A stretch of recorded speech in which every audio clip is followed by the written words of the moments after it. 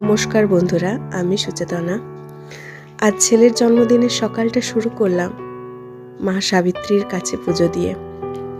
আর পুজো দিতে গিয়ে দেখো এত সুন্দর একটা দৃশ্যের সাক্ষী হয়ে রইলাম, যা তোমাদের সাথে শেয়ার না করে পারলাম না।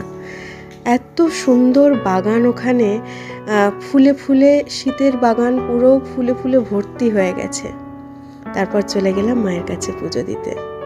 মায়ের কাছে পুজো দেওয়া হলো, আর এত সুন্দর পুজো হলো না মায়ের কাছে।